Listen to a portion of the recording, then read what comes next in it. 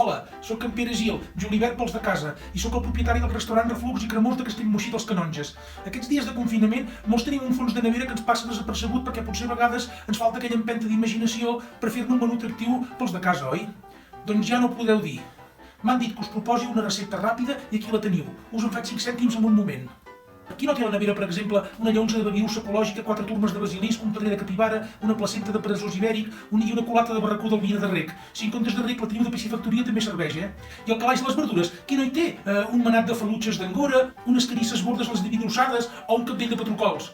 Doncs som-hi, va! Primer de tot, en una olla de terrissa de Transilvània, plena d'aigua de fior sec i fendim una sublimació de brou lleuger amb el pedrer esfiltanyat a lleves, la placenta desnutrida i una falutxa sencera sense esclòfia.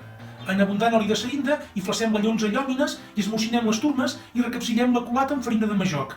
Un cop marcat, ho apretem i al mateix oli sofrimem les carisses tallades a grajons i abotim la resta de falutges mitges tossides i els altres capdells de patrocols sense la grumolla. Quan veieu que tot embargulleix, fins a eixamorir, torneu-hi a afegir la carn i regueu-ho amb el brou fins que obrir. Si teniu màquina d'estivallar, retiu uns parpellets de barracuda i si no en teniu, amb una mancúrnia normal, aristalleu uns tallarits i també queda bé. Per la picada final, escarduixeu en un flacer un broncallí de germinats de trinxafalita, 6 ametlles de marola, 7 mores d'ebre i cap dins de la cassola fins que el brou es minci. Quan tot hagi borbejat fins a agafar com textura de silent de cubada, aboqueu-ho tot en un mollo quadrat de 3 costats de base circular i enforneu 250 minuts a 30 graus Kelvin latitud nord.